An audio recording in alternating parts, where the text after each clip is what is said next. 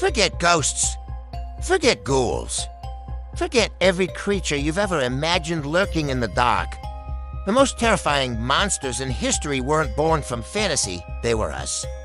What happens when that thin layer of what we call society gets shattered? When the rules we follow, the trust we have in our neighbors, and the faith we hold on to just crumbles? History shows us, again and again, that when civilization falls, something much scarier rises from the ashes. We're not just looking at a few bad apples here. We're exploring the moments society itself broke down, turning everyday people into weapons of mass destruction. From a plague that made monsters of the healthy, to gods that demanded an ocean of blood, to a simple experiment that showed just how much darkness is hiding right under the surface. These are the times when human beings became the real monsters. In the middle of the 14th century, a disaster of biblical scale swept the globe. A disease so vicious and terrifying, it wiped out as much as 60% of Europe's population. We call it the Black Death. But the real horror wasn't just the mind-boggling death toll. It was what the fear of death did to the living. Before the plague, society was built on community and faith. But as the sickness spread, that foundation completely disintegrated. In cities like London and Florence, basic human decency was one of the first things to die. As bodies piled up faster than anyone could bury them, pure terror became the new law. Desperate authorities tried to contain the uncontainable with brutal quarantine laws. Entire neighborhoods were walled off, with guards posted to make sure no one, sick or healthy, could get out. These weren't acts of compassion. They were acts of mass imprisonment. The sick were sealed in with the healthy, left to die together in their own homes. The result wasn't order, it was chaos. Trapped victims would attack and even kill the guards in a desperate bid to escape. And if you did get out, there was no sanctuary. You became an outcast, hunted and attacked by anyone still healthy. You'd wander the countryside like a ghost, a living dead of your own time. Fear turned neighbor against neighbor. Priests abandoned their congregations. Parents abandoned their own children. The social fabric didn't just tear, it was shredded to ribbons. The plague taught us a horrifying lesson. When we're faced with our own end, society can collapse into a state where the only thing left is a monstrous need to save yourself. The disease was horrific, sure. But the real monster was the fear that killed our humanity long before the fever ever touched us. Humans have always looked to the heavens for answers. We've built temples, written scriptures, and offered prayers. But what happens when faith doesn't ask for compassion, but for cruelty? You find one of the most horrifying answers to that question in the heart of the Aztec Empire. By the 15th century, the Aztecs had built one of the most advanced civilizations in the Americas. Their capital, Tenochtitlan, was an engineering marvel, bigger and more vibrant than any city in Europe. But this incredible culture was fueled by a dark and powerful belief that their gods needed a constant supply of human blood to survive. Ritual human sacrifice was central to Aztec life, performed on a scale that's almost impossible to wrap your head around today. They truly believed that without these bloody offerings, the sun would stop rising and the world would end. This wasn't something done in secret. It was a massive public spectacle designed to inspire both awe and terror.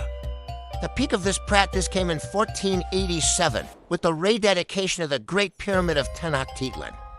According to some historical accounts, over just 4 days, tens of thousands of prisoners of war were sacrificed. They were marched up the pyramid's towering steps, where priests threw them over a stone altar, cut out their still-beating heart with an obsidian knife, and offered it to the gods. To keep up with the demand, the Aztecs even fought so-called flower wars, ritual battles with one purpose, not to gain land, but to capture people for the sacrificial stone. This was faith twisted into a weapon of mass death. An entire belief system where killing was not just acceptable, but holy. The priests with the knives and the crowds watching below weren't just individuals. They were part of a society that had normalized industrialized slaughter in the name of God. They showed how belief, taken to its extreme, can turn an entire civilization into a monster. It's easy to look back at the monsters of history and think of them as products of a bygone era, barbaric people from a barbaric time. But what if that capacity for cruelty isn't a thing of the past? What if it's lying dormant inside all of us, just waiting for the right situation? In 1971, a psychologist named Philip Zimbardo decided to find out. He set up an experiment at Stanford University to see what perceived power does to people. He recruited 24 ordinary, healthy male college students and randomly assigned them to be either a prisoner or a guard in a fake prison in the university's basement. The experiment was supposed to run for 2 weeks. It didn't even last one.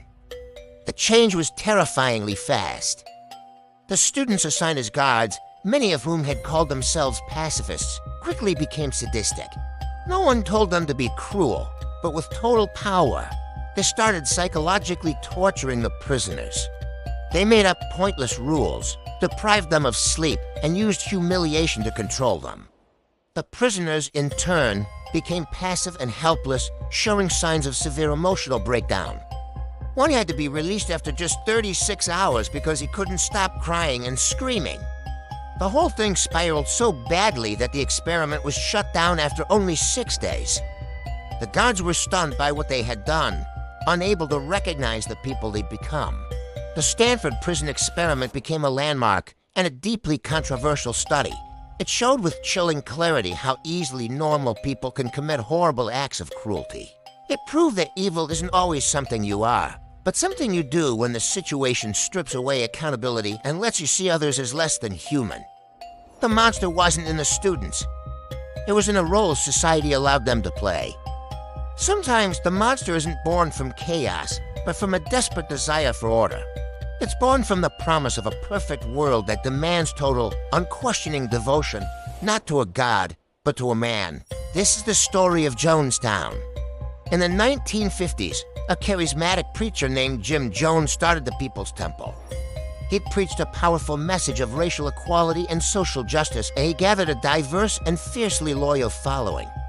But as his power grew, so did his paranoia. In the 1970s, facing accusations of abuse and fraud, Jones convinced over 900 of his followers to move with him to a remote jungle in Guyana. He promised them a socialist paradise, free from the evils of the modern world. They called it Jonestown. But Jonestown wasn't a paradise. It was a prison camp. Jones took their passports and controlled them with beatings, public humiliation, and terrifying loyalty tests, including rehearsals for mass suicide that he called White Nights. The breaking point came on November 18, 1978. A U.S. Congressman, Leo Ryan, showed up to investigate the reports of abuse. When he tried to leave with a handful of people who wanted out, he and 4 others were shot and killed by Jones's guards on a nearby airstrip. Jones knew his world was collapsing.